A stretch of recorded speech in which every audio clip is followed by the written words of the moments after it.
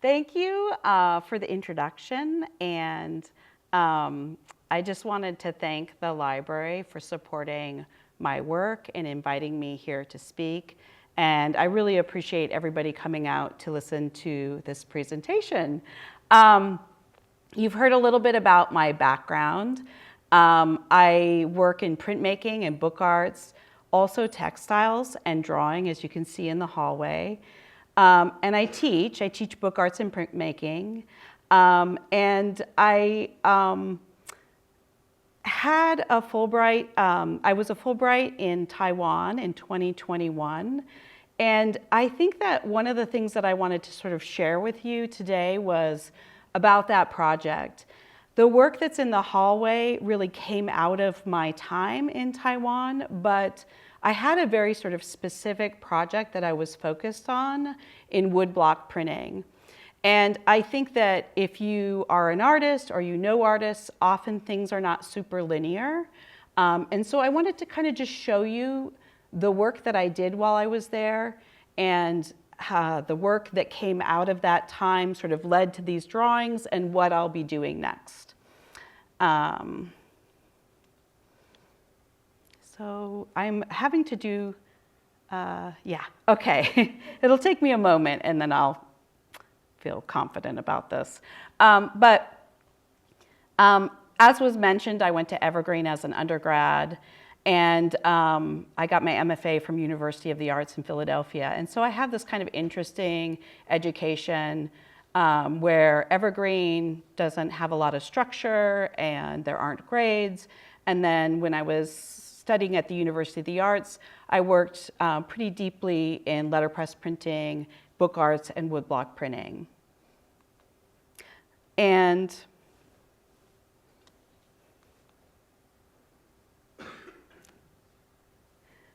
if you're not familiar with those techniques, I have a couple examples here. I create images using a traditional technique of woodblock printing. It uses water-based pigment and a handheld disc called a baron for printing. And you can see an example of one of my woodblock prints here on the left. And letterpress is a technique where you use movable type that's composed in the bed of a printing press. And you can see an example of my work in letterpress on the right.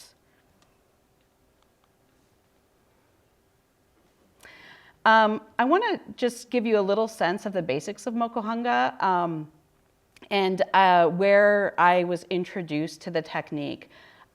It was when I was a student at the Evergreen State College in 1993. My teacher, Peter Ramsey, had a print on his wall in the print shop, and I was interested in that print. And this is an example, an image of that print. And I asked him about it. At the time, I was doing a lot of sculpture. But I was really curious as he sort of described the process of carving and printing by hand. And then shortly after that, I came across this book in the library, my local library, believe it or not. And I really just loved this book. I loved the illustrations in it. And I read all the instructions, and I spent a few weeks experimenting with cooking rice paste, and I made a small baron out of cardboard, cord, and canvas, and I carved a few blocks, and I managed to pull a few prints. And the idea that the process didn't require a large studio space and was non-toxic stayed with me. After graduating, I lived in Olympia, and I started a letterpress studio with a group of friends called Community Print. And it was located in a K Records. It's sort of a record label building. And there were a lot of artists making zines and printing t-shirts and music posters. And it was at Community Print that I learned how to letterpress print and how to bind books. So it was sort of a DIY kind of atmosphere. And then also at that time, I was living on a boat, which was a very small space. And I would work on quilts because I could fold them up and put them away. And then after I graduated, in 2004, I moved to Philadelphia for graduate school. And then after I graduated from UArts, I no longer had access to the processes and presses that had been available to me as a student. And I was realizing I was once again sort of looking to be making work at my kitchen table. And I was attracted to this big, heavy letterpress equipment. But because I was living in tiny spaces, I was thinking back to mokuhanga and sort of this idea of being able to make prints in a small space, and wanted to explore that technique further. So that year, I attended the Nagasawa Art Park residency, and I lived and worked for 3 months, along with other international artists, learning about the process of mokuhanga. Learning about the tradition of tools, materials, and process really shaped my studio practice to this day. It gave me skills and a technique that allowed me to continue working in printmaking and book arts without a lot of space or equipment. And I've continued to explore this process and technique over the years. So I've returned to Japan in 2017 and 2019 for advanced residencies. I'm going to give a very brief description about mokuhanga. The word mokuhanga in Japanese translates to woodblock printmaking.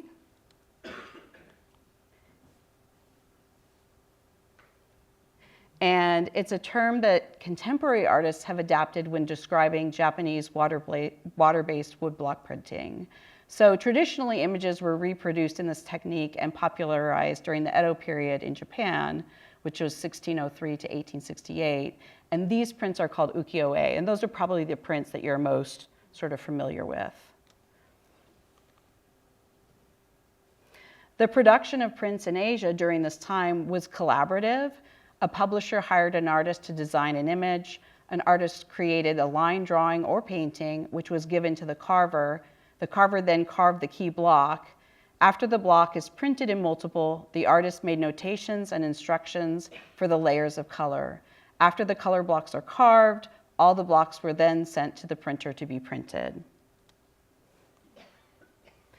And then I'm just going to briefly show a bit more about the process. What made the Japanese ukiyo-e print stand out was the ability to print very complicated, multiple layered color prints with a precise registration method called kento, and a key block, which is a black outline. And it's also kind of characterized by usually a painterly ink application called a bokashi. And there's an example of a bokashi on the right. And the process doesn't require a large workspace. You can see in this illustration, everything's placed within reach of the printer. And then the Japanese use a specific carving sequence where shapes and lines are first cut with a knife. The result is very precise, and it creates a particular kind of slope that supports fine lines and details. And then the areas around the image are cleared with a U-gouge, and then a bull-nosed chisel is used to clean and smooth the carved area around the image.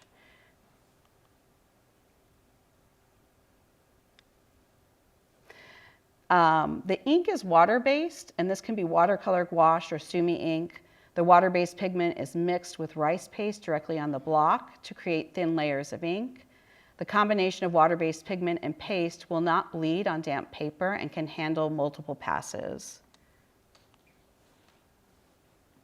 Then the pigment is applied with a brush rather than a brayer or a roller. And a baren, which is a handheld disc, is used for printing instead of a press. So here we can see the interior of the baren that will be covered with a bamboo sheath to create the printing tool. And then this series of images just shows a printer, Kyoko Hire, at Sato's studio, applying the ink with a brush, and then placing the paper in the kentos.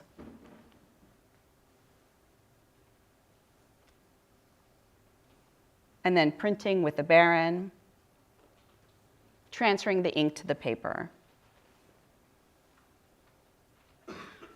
And just to show that there's like multiple copies, so this idea of making many copies. So one of the things that I wanted to talk about was these two like early demo prints from my teachers in Japan, and this idea that in the carving of the block, you're mimicking the mark making of the artist. So in my own work, my drawing, I start with a drawing, and I'm sort of interested in that translation of my drawings to prints. And you can see that in the image here on the left, the carver is carving brush strokes. So the tools are sort of hidden. The mark making of the artist's hand is sort of visible, right, to show that brush stroke. And then on the image on the right, then the carving tool is used like in the bush to sort of make, it's used as like a mark making tool. And these are sort of two different approaches to carving wood that I'm thinking a lot about.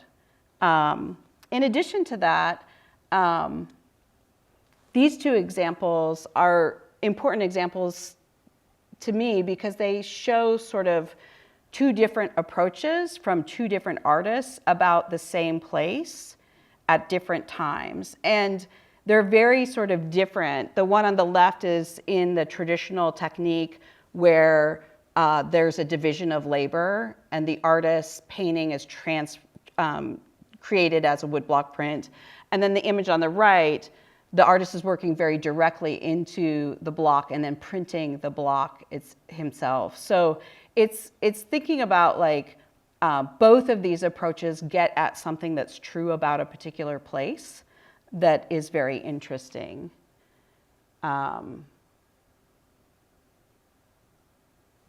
So in my own printmaking process, I'm the artist, the carver, and the printer. And you can see in this pair of images how I have my initial drawing and then the subsequent print and sort of the way in which things are lost and gained in that translation.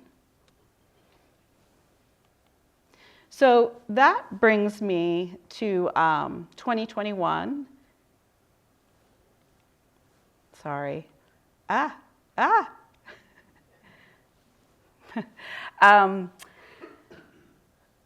was a Fulbright Scholar in Taiwan. So I spent 2021 at the International Print Center in Taiwan with a very specific project in mokuhanga. And the print shop there was started by Lao Shuping, who is an important artist in Taiwan and an important printmaker.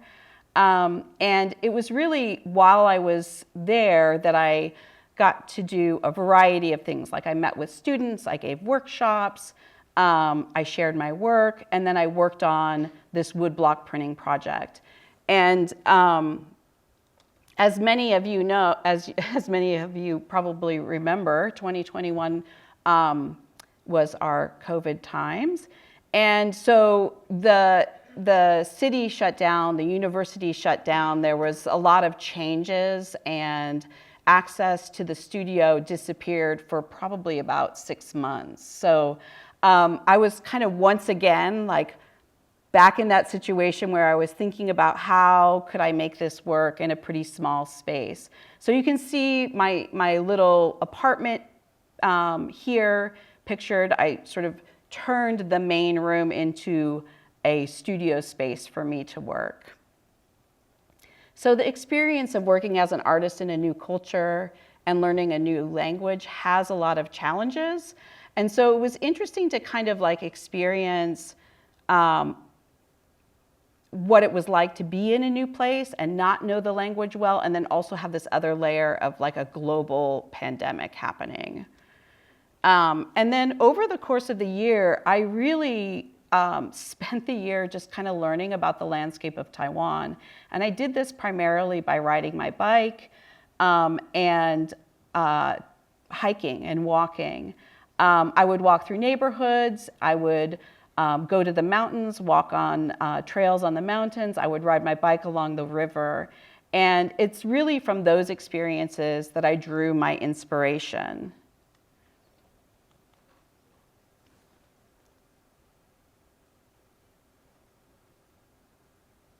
And I was interested in sort of the way in which people modify or shape the land, and particularly in terms of like building wetlands or gardens or paths to walk on.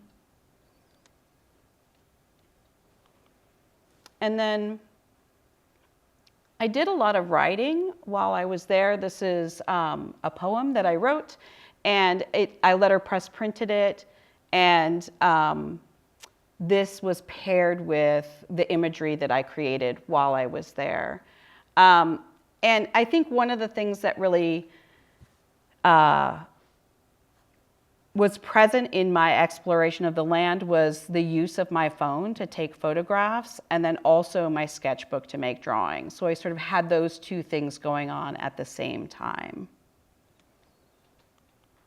So I'm going to go through my woodblock prints. I'm not going to talk a ton about them. I'm a little bit unsure of our time, and I want to make sure that I have time for questions. But this will show you a little bit about the process of the woodblock prints that I made and what they look like. But I would basically make a drawing and transfer that to wood and carve each individual layer.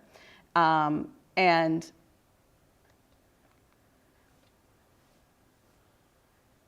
one of the things that I was really curious about was that although these were multiple blocks, I was working with monochromatic colors, and I was very interested in making my drawings initially using a brush and ink. So what this print is right here, this is a woodblock print. It's 3 different wood blocks that come together to make the image. But the original drawing I created using brush and ink, and then I carved, sort of expressing the characteristics of that brush mark.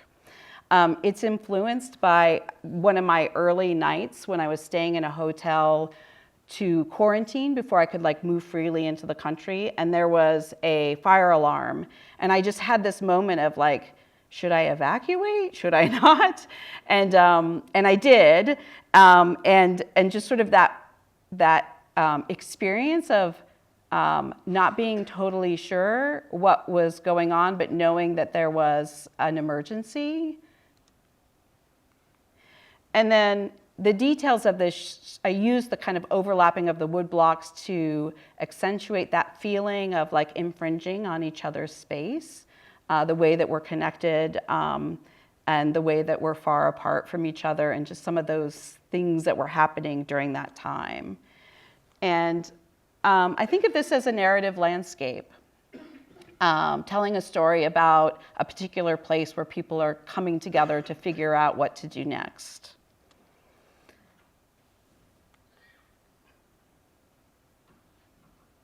So another site that I was really interested in was Da'an Park, which was quite close to my apartment. And it was just a fascinating place to watch because I would go there every single morning, and you would sort of watch crowds of people gather at certain times and then not at other times, depending on the COVID levels. And it's this really beautiful, it's like 26 hectares of forest in the middle of this very urban landscape. And it was very beloved by people. And so I wanted to try and create an image that really pared down the elements of what I was seeing in the park, and expressing a certain time of day by showing the shadows of the trees.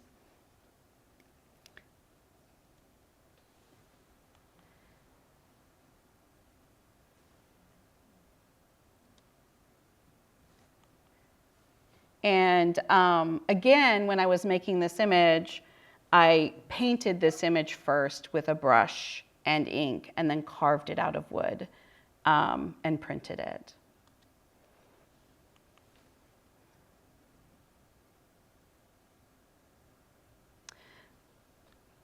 The next site was the Chiang Kai-shek Memorial Hall, and this is a place that was built for democratic public gatherings.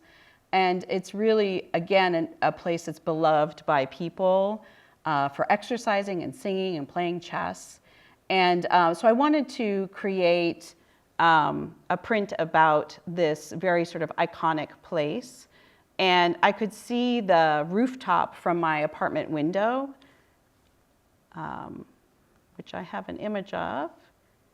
There it is with a little arrow there. And this was a very complicated site to try and communicate. So again, I ended up really just sort of paring things down. And I got interested in the idea of working with the color blue. Partially, it just seemed to represent the iconic blue glazed tiles of the roof, but I was also interested in the way that in printing ink, blue became a representation of both technology and also trade. So this idea of color being available or not available, depending on the time you live in, was interesting to me. So I chose the color blue to create this particular print. And you can see that there's a wall with elaborate windows and the traditional rooftop that I tried to convey in this particular piece. And one of the things that was interesting to me about this particular site is that if you're using China's version of Google Maps, then it doesn't show up as a place. And so thinking about, being in a place versus like looking at a place from a virtual kind of experience was interesting. And then I was interested also in the Palace Museum in Taipei City. And they have a huge collection of Chinese artifacts. And there's a beautiful garden.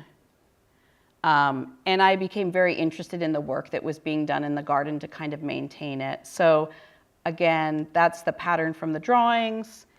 And then the woodblock prints.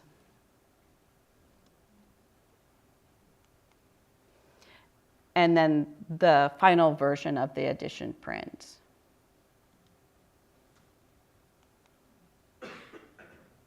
And I wanted to create a kind of sense of endlessness, sort of the idea of these bushes like always sort of growing and needing to be maintained, and the work never being entirely complete. And then the last woodblock print that I'm going to share is this one here, which was a hike that I had done in the mountains. I had been hiking and I kind of came around a bend and there was this group of teenagers singing, and it just was like so surprising to hear a group of teenagers singing these like sort of traditional songs together in the middle of nowhere in these mountains. And so I don't know, it was a really lovely moment, and so I wanted to capture that, and this is my print about that experience.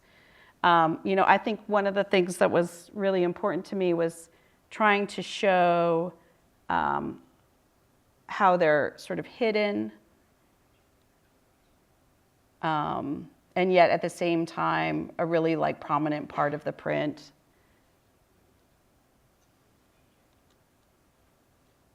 So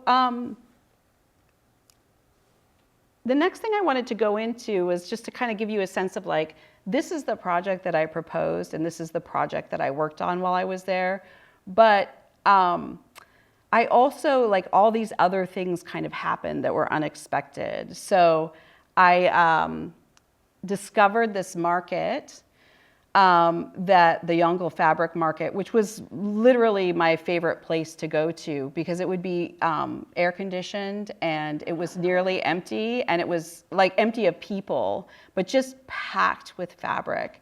And I would just walk like the multiple floors, just looking at stuff.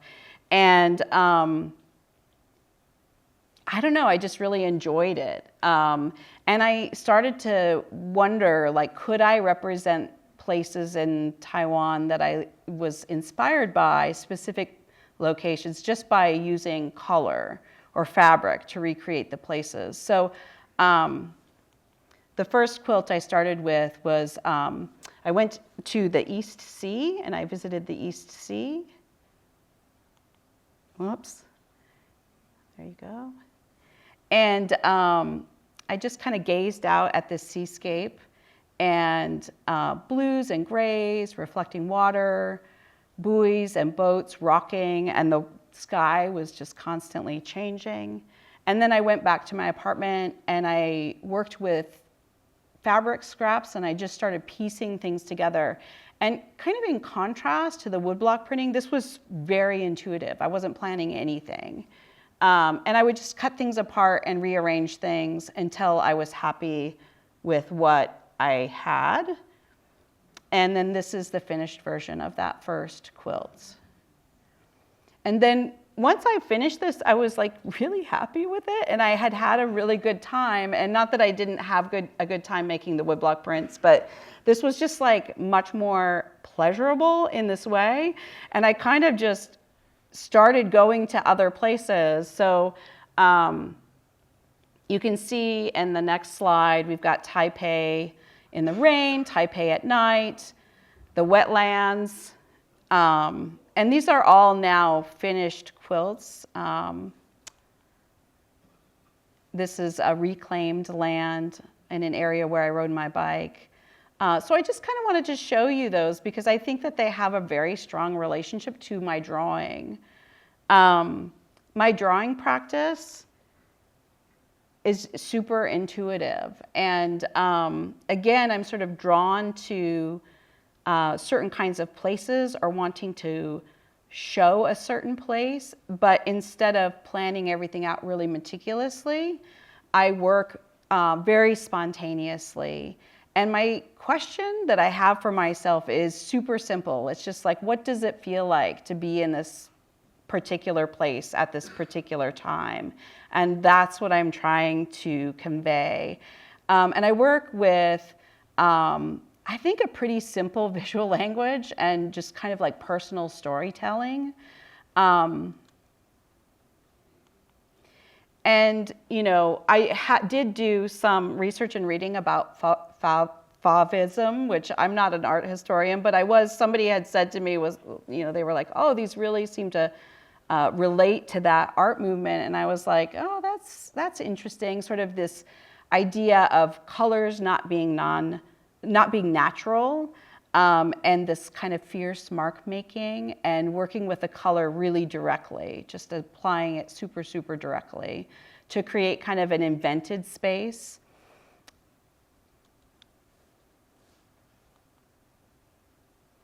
And my goal for these, which I've started working on, is to translate these into woodblock prints. So I just returned recently from a residency where I began the testing of how I was going to register things and how I was going to work with the colors. So I don't know if it's going to be successful, but I did make some significant progress, and I'm really interested in like how working from these very sort of intuitive and colorful drawings can then translate to multiple woodblock prints. And that's it. So I'd love to answer questions. If you have questions for me, I do have more images of other projects, but I feel like this kind of frames sort of the beginning of what you're seeing up there. And then on the screen, I do collaborate with other people. And so if you're a person who likes to look at stuff online, these are some other projects that I'm involved in that are really interesting. So, thanks.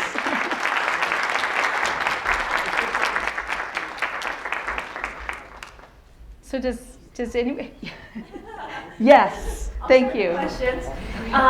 Would you talk a little bit about how you decide if something is going to stay just a drawing, become a woodblock print, become a quilt or a poem, or like kind of right. What that process is for you? Yeah.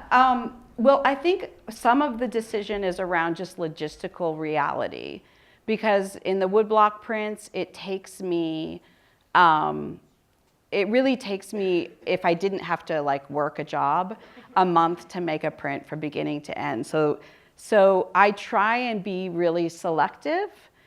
And then in contrast to that, the drawings, because I want them to feel kind of spontaneous and I don't want to belabor things, I'm more interested in generating a lot that maybe don't work out and select from those. How do I make that selection? Some of it is like, well, what it feels possible to translate into a woodblock print. And some is just like what I'm really excited about. And usually it's color that I'm drawn to. Yeah, because I'm just like really interested in color. The poetry is like, I don't have a very clear answer on that, except to say that I write a lot, but most of it is garbage. And then I just sort of like keep pulling and honing and like reworking it until I feel like I have something that represents my idea. And I do really like to pair text with my imagery, because even though the images stand on their own, I do see them as connected visually and thematically and narratively. And so I like that play of like my voice with an image. So does that adequately answer your question? Yeah. Okay. Yeah. You're welcome. Yes, with your ink paintings, do you drop ink? Do you paint ink? They're in like a pen. Yeah, it's like a liquid in a pen. And I'm working on a 100% cotton paper. It's actually printmaking paper. And the ink kind of absorbs into it. So it has a little bit of an uncontrolled aspect to it, which is something that I really like about it, that I appreciate about it. Yeah. It looks a lot like intense watercolor. Yeah. And I haven't done much like watercolor with a brush, but yes, yeah. And there's like a kind of layering and a saturation there. Thank you. Yes. How do you register the different layers so that they're in sync? Yeah, so what I do, it's not always exactly the same, but in general, I carve 2 notches in the wood. There's like a backwards L here and a line here. And so I hold the paper and I place it into those notches. And the relationship of the image area is the same for each thing. So it requires some planning to kind of like deconstruct the image and then put it back together in the printing process. Sometimes when I'm doing other techniques, I'll use other registration systems. And for those printmakers out there, like I'm a fan of physical registration, where you have to like put it in a notch or on a pin so that it can be accurate. Yeah. So it's a good question. Is there a reason in your printmaking that you didn't use color? Most of yours are black and gray. Yeah, it's a really, I don't necessarily only, that is unusual for me. I do tend to work in color, but I was kind of interested in this idea of thinking about paring everything down. And partially I was like this idea of like, if you're gonna make a map of a place, you can't really include every single thing, because it's like, there's too much information, then the map is not useful. And I think that I felt so overwhelmed that I wanted to like just create these like limitations for myself. And so I thought I would start with Sumi ink, because Sumi ink is where it all started with printmaking. And sort of thinking about the beginning of that technology and making myself work within those limitations, and seeing if I could get at a complex image working with these simple materials. Can I expand on that question? So Sure. Now you've done your spontaneous work and you want to go back to the printmaking. Yes. And so now the challenge will be how you register all those different colors. Yeah. Although, You have a full rainbow colors. Right, although when two colors overlap, they can make a third color. So, but you're right. I mean, the thing that is nice is the registration system is pretty accurate. And so I'm not saying it's like simple necessarily, but I'll use that same registration system. But I am going to have to, like one of the things I learned over the winter break, because I did some test prints. And this is the thing is like in order to know how to do it, I have to like try things and see what's going to work at a small scale before I make it larger. I have to kind of pare things down. I have to be selective. I can't have every single color. And so there's things that happen in that deconstruction of the image, right? I have to make decisions. And it will be interesting to see if I'm like able to kind of keep that same feeling about the place. Yeah, so, yes. Why do you cook rice paste? That's a great question also.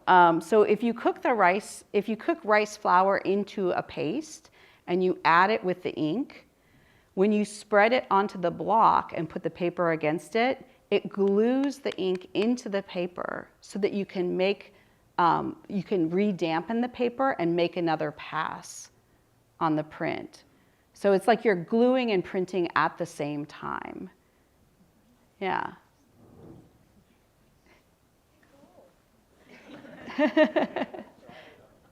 Other questions? Oh, yes, sorry.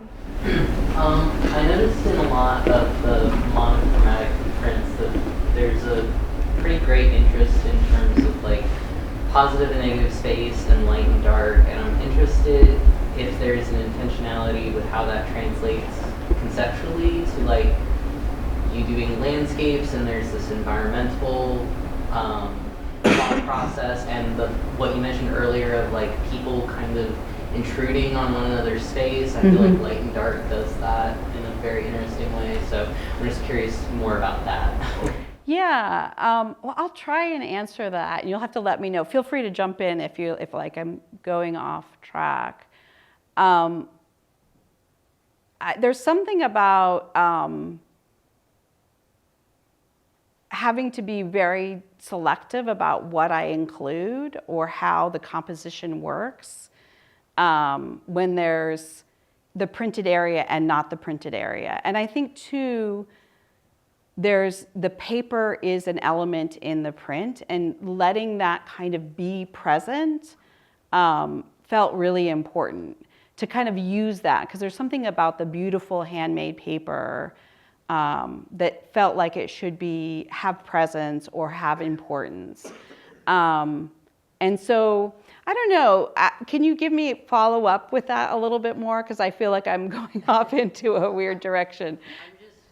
I'm curious about like if it was very intentional to think about like the multiple layers are intruding on each other and you're representing people intruding on each other. Was there a lot of like, does that expand into the environmental imagery and how you think about humans and nature, or? Yeah, okay. Yeah, definitely. Like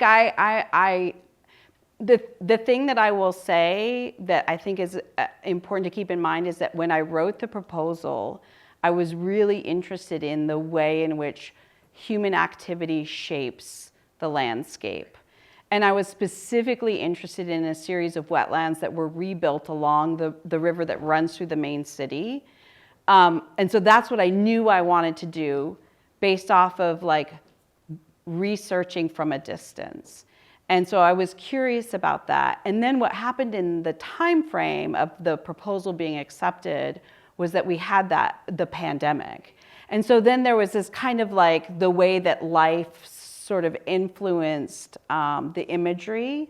So I still went to all those places, and I was very curious about certain kinds of places that were affected by people, but then also there was this other thing that was affecting how people were being in those spaces. And I hope that I'm able to like communicate that as in those imagery, in the imagery, but yeah, I definitely was trying to do that. Yeah, yeah. there any other questions? Oh, yes. I apologize in advance for this question because I really am sorry, but I was wondering if you would read the poem. Yes. Yes, no, I can totally do that. So in the morning, I like to read a poem out loud. At night, I walk to think. Sometimes I use my phone like a sketchbook.